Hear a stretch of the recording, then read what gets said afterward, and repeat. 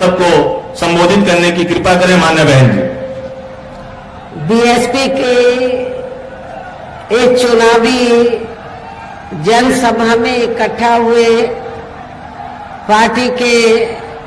सभी छोटे बड़े पदाधिकारी एवं कार्यकर्तागण,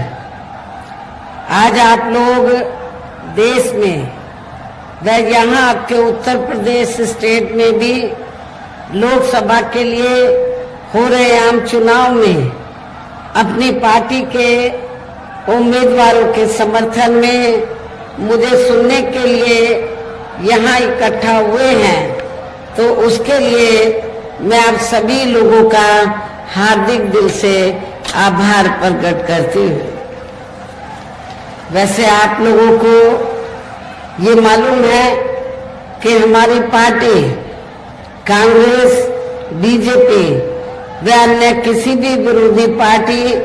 तथा गठबंधन आदि के साथ मिलकर नहीं, बल्कि अकेले ही अपनी पार्टी के बलबूते पर पूरी तैयारी व दमदारी के साथ ये चुनाव लड़ रही है। इसके साथ ही हमने टिकट बंटवारे के मामले में भी सर्व समाज के लोगों को उचित भागीदारी दी है, जिनको कामयाब बनाने के लिए अपनी पार्टी के लोग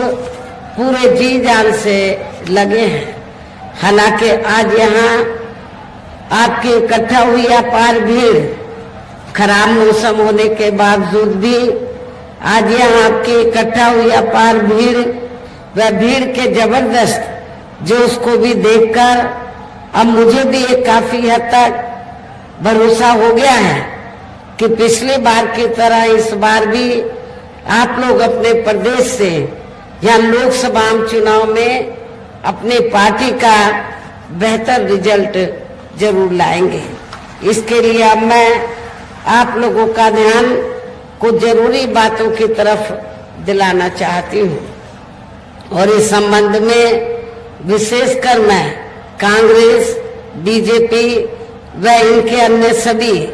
सहयोगी दलों के बारे में ये कहना चाहूंगी कि आजादी के बाद शुरू में केंद्र व देश के काफी राज्यों में भी ज्यादातर सत्ता यहाँ कांग्रेस पार्टी के ही हाथों में केंद्रित रही है, किंतु इनकी अधिकांश मामलों में रही गलत नीतियों एवं गलत कार्य प्रणाली आदि की वजह से ही फिर इस पार्टी को केंद्र व काफी राज्यों की भी सत्ता से बाहर होना पड़ा है, तथा यही स्थिति इनकी सहयोगी पार्टियों की भी बनी रही है, जिसके कारण ही फिर पिछले कुछ वर्षों से भारतीय जनता पार्टी व इनके सहयोगी दल केंद्र एवं काफी राज्यों की भी सत्ता में काबिज हो गए हैं। लेकिन इनकी भी ज्यादातर रही जातिवादी, पूंजीवादी, संकीर्ण, सांप्रदायिक व द्वेषपूर्ण नीतियों एवं कार्य प्रणाली आदि से तथा इनकी कथनी व करनी में भी काफी अंतर होने की वजह से अब ऐसा लगता है कि इस बार ये पार्टी भी यानी कि भारतीय जनता पार्टी भी केंद्र की सत्ता में आसानी से वापस आने वाली नहीं है, बशर्ते यदि ये चुनाव इस बार फ्री एंड फेयर होता है तथा आम चर्चा के मुताबिक वोटिंग मशीनों में भी कोई गड़बड़ी आदि नहीं की जाती है। और वैसे भी इस बार चुनाव में इनकी कोई भी पुरानी व नई चल रही नाटकबाजी, जुमलेबाजी व गारंटी आदि काम में आने वाली नहीं है, क्योंकि अब देश की जनता काफी हद तक इस बात को समझ चुकी है कि इनकी पार्टी ने अब तक देश के विशेषकर गरीबों, कमजोर तबकों, मध्यम वर्गीय एवं अन्य मेहनतकश लोगों को जो इन्हें अच्छे दिन दिखाने के असंख्य प्रलोभन भरे वायदे किए हैं तथा अनेकों हवाई व कागजी गारंटी आदि भी दी है, तो उनका जमीनी हकीकत में अभी तक इन्होंने लगभग 1/4 हिस्सा भी कार्य पूरा नहीं किया है। बल्कि इसके स्थान पर इनका ज्यादातर समय व ताकत भी यहाँ इनके अपने चहेते रहे बड़े बड़े पूंजीपतियों एवं धन्ना सेठों को ही ज्यादा से ज्यादा मालामाल व धनवान आदि बनाने में तथा उन्हें हर स्तर पर छूट देने व बचाने में ही लगी रही है, जिनके अधिकांश आर्थिक सहयोग से ही ये पार्टी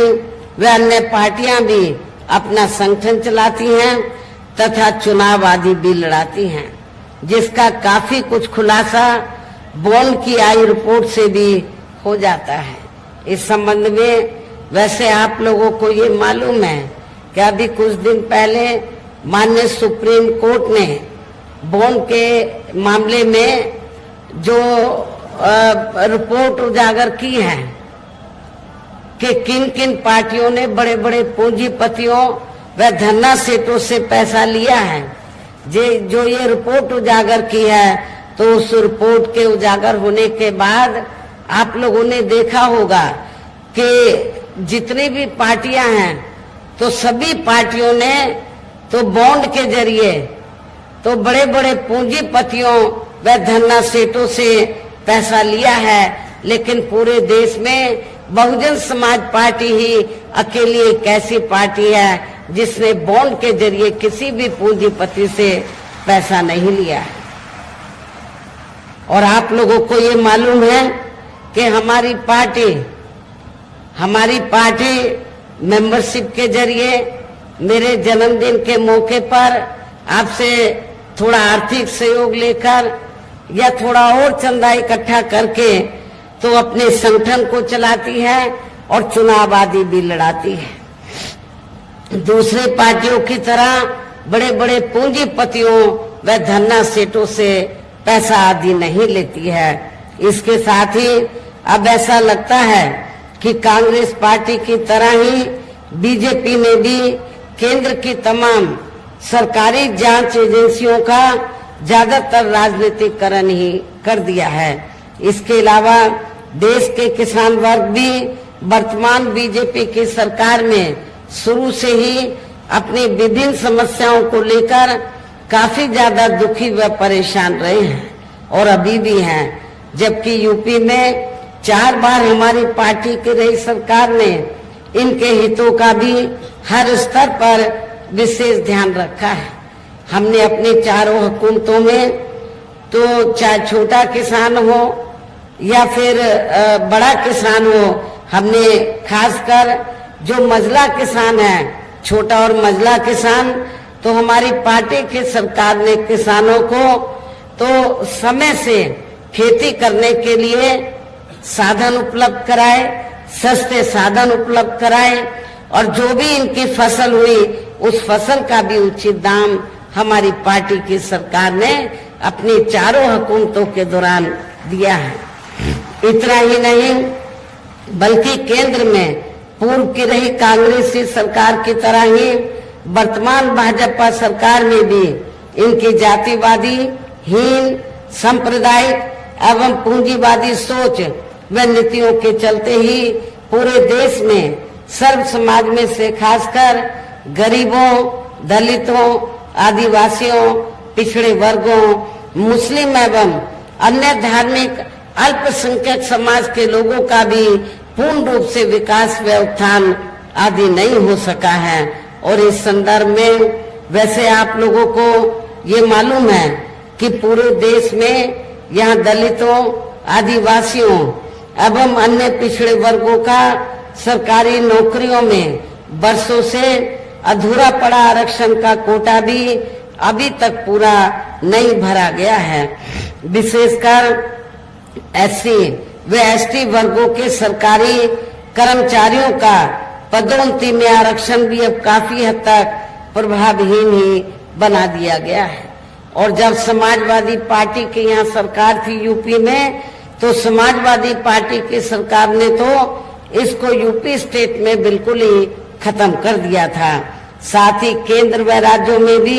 विरोधी पार्टियों की रही सरकारों में इन सभी वर्गों को प्राइवेट सेक्टर में आरक्षण दिए जाने की व्यवस्था किए बिना ही इनकी सरकारों के ज्यादातर सरकारी कार्य अब प्राइवेट सेक्टर के जरिए ही इनके बड़े बड़े पूंजीपतियों व धन्ना सेठों आदि को ही दिए जाने के कारण अब इनको पूरे देश में आरक्षण का बहुत कम ही लाभ मिल पा रहा है। इसी प्रकार इनका अन्य और मामलों में भी शोषण व उत्पीड़न आदि होना अभी तक भी बंद नहीं हुआ है। इनके साथ साथ मुस्लिम व अन्य धार्मिक अल्पसंख्यक समाज के लोगों की भी हालत हर स्तर पर यह काफी ज्यादा खराब व दयनीय बनी हुई है। इतना ही नहीं बल्कि पिछले कुछ वर्षों से केंद्र व अधिकांश राज्यों में भी बीजेपी व आरएसएस की सरकारों के चलते हुए अब इनका विकास व उत्थान आदि होना भी काफी हद तक बंद सही हो गया है। आए दिन इन पर खासकर धर्म व हिंदुत्व की आड़ में हो रही जुर्म जाति भी यह काफी ज्यादा चरम सीमा पर पहुंच चुकी है। इनके साथ साथ अपर कास्ट समाज में से विशेषकर गरीब लोगों की भी हालत हमें कोई खास अच्छी नजर नहीं आती है। आप लोगों को मालूम है कि गरीब लोगों के साथ साथ तो अपर कास्ट समाज में से जो ब्राह्मण समाज है तो उनकी हालत सपा सरकार में भी काफी ज्यादा खराब थी और वर्तमान बीजेपी की सरकार में भी काफी ज्यादा खराब है। इनकी गलत कृषि नीतियों के कारण किसान वर्ग भी आए दिन आंदोलित ही रहता है। साथ ही इनकी गलत आर्थिक नीतियों की वजह से देश की अर्थव्यवस्था पर भी इसका काफी बुरा प्रभाव पड़ रहा है, जिससे यहाँ विशेषकर छोटे एवं मध्यम वर्गीय व्यापारी वर्ग भी काफी ज्यादा दुखी व परेशान हैं। और अब केंद्र में पूर्व की रही सरकारों की तरह ही वर्तमान भाजपा सरकार में भी या पूरे देश में गरीबी, बेरोजगारी एवं महंगाई आदि भी लगातार काफी ज्यादा बढ़ रही है। देश में हर स्तर पर फैला भ्रष्टाचार भी अभी तक खत्म नहीं हुआ है। ऐसे में अब आप लोगों को देश में हो रहे लोकसभा आम चुनाव में कांग्रेस, बीजेपी व इनकी सहयोगी पार्टियों को भी केंद्र की सत्ता में आने से जरूर रोकना है। जिनकी गलत नीतियों व गलत कार्य प्रणाली आदि को आप लोग काफी आजमा भी चुके हैं। ऐसी स्थिति में अब ये विरोधी पार्टियां इस चुनाव में भी किस्म किस्म के साम, दाम, दंड भेद आदि अनेकों हथकंडे इस्तेमाल करके केंद्र की सत्ता में आने की पर फ्री में जो थोड़ी सी खाद्य सामग्री, राशन आदि दिया जा रहा है तो उससे इनका स्थायी तौर पर भला होने वाला नहीं है। आप लोगों को मालूम है कि पिछले कुछ वर्षों से तो जब भी चुनाव आता है असेंबली का और पार्लियामेंट का तो केंद्र की सरकार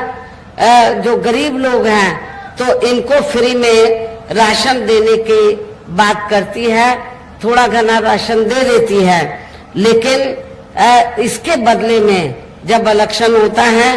तो भारतीय जनता पार्टी और आरएसएस के लोग करते क्या हैं, गांव-गांव में जाते हैं और गांव-गांव में जाकर जो हमारे गरीब लोग हैं, सर्व समाज में से जो गरीब लोग हैं, उनको ये कहते हैं कि देखो बीजेपी ने, श्री नरेंद्र मोदी जी ने आपको फ्री में राशन दिया है, आपने बीजेपी व श्री नरेंद्र मोदी का नमक खाया है, इसको आपको बीजेपी को वोट देकर जरूर अदा करना चाहिए। लेकिन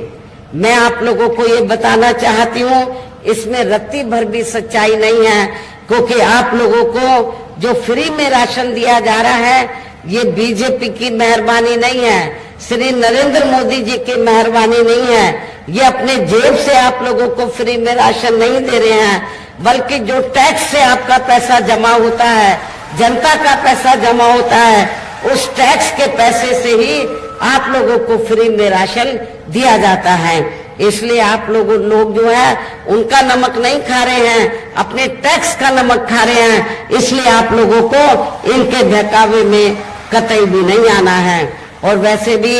इनकी ये जटिल समस्या गरीब लोगों की ये जटिल समस्या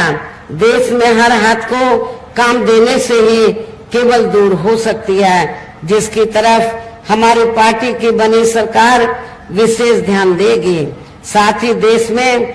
पिछले कुछ वर्षों से आए दिन बढ़ रही गरीबी, बेरोजगारी व महंगाई आदि से भी जनता बहुत ज्यादा दुखी व परेशान है, जिसे भी आर्थिक नीतियों में तब्दीली करके जरूर दूर किया जाएगा। धर्म की आड़ में, हिंदुत्व की आड़ में पिछले कुछ वर्षों से खासकर मुस्लिम समाज के लोगों का द्वेष की भावना से जो इनका काफी ज्यादा शोषण व उत्पीड़न आदि किया जा रहा है, तो उसे भी जरूर रोका जाएगा। और ये सब हमने अपने यूपी की रही सरकार में करके भी दिखाया है। जब 4 बार मेरी हुकूमत बनी तो हमने अपनी हुकूमत के दौरान कोई भी हिंदू मुस्लिम दंगा फिसाद नहीं होने दिया है। इसके अलावा हमने यूपी में सर्व समाज में से गरीब एवं बेरोजगार लोगों को बेरोजगारी भत्ता आदि न देकर उन्हें बड़ी तादाद में रोटी रोजी के साधन भी उपलब्ध कराए हैं, जो अब ये कार्य भी अधिकांश ठंडे ही पड़े हैं, जिनकी फिर केंद्र में सरकार बनने पर हमारी पार्टी की केंद्र में सरकार बनने पर फिर प्राथमिकता दी जाएगी। कहने का तात्पर्य ये है, देश में इस समय हो रहे लोकसभा चुनाव में विरोधी पार्टियों के जारी किए गए इनके हवाई व प्रलोभन भरे चुनावी घोषणा पत्रों आदि के बहकावे में अब यह खासकर देश के अति गरीबों, मजदूरों, बेरोजगारों एवं अन्य मेहनतकश लोगों को बिल्कुल भी नहीं आना है। और अब इन्हें ऐसे सभी विरोधी पार्टियों को हर हालत में केंद्र की सत्ता में आने से जरूर रोकना है, जिनकी कथनी व करनी में काफी अंतर रहा है तथा जिन्हें ये लोग बरसों से आजमा भी चुके हैं। ऐसे में अब मेरा यही कहना है कि आप लोगों को अपने खुद के व अपने प्रदेश एवं देश के भी हित में अपने वोटों को यहाँ कांग्रेस, बीजेपी व अन्य विरोधी पार्टियों को न देकर केवल अपनी एकमात्र हितैषी पार्टी बहुजन समाज पार्टी को ही देना है, जो ये पार्टी उत्तर प्रदेश की तरह ही केंद्र में भी अपनी पार्टी की सरकार बनने पर फिर पूरे देश में यहाँ अपनी पार्टी की सर्वजन हिताय व सर्वजन सुखाय की नीतियों पर आधारित ये सरकार चलाएगी। इसके साथ साथ केंद्र से जुड़ी आपके क्षेत्र की जो भी यहाँ स्थानीय समस्याएं होंगी तो उन्हें भी फिर दूर करने का हर संभव पूरा प्रयास किया जाएगा। साथ ही यहाँ गरीबों, मजदूरों, बेरोजगारों, कर्मचारियों, किसानों, छोटे व्यापारियों एवं अन्य मेहनतकश लोगों के हितों का भी विशेष ध्यान रखा जाएगा। सर्व समाज में से खासकर गरीबों, दलितों, आदिवासियों, पिछड़े वर्गों, मुस्लिम व अन्य धार्मिक अल्पसंख्यक समाज के लोगों के विकास एवं उत्थान के साथ साथ हर स्तर पर इनकी सुरक्षा आदि के लिए भी सख्त कदम उठाए जाएंगे।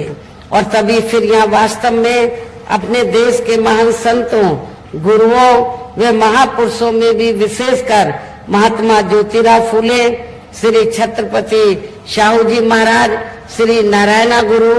बाबा साहब डॉक्टर भीमराव अंबेडकर एवं मान्यवर श्री कांशीराम जी का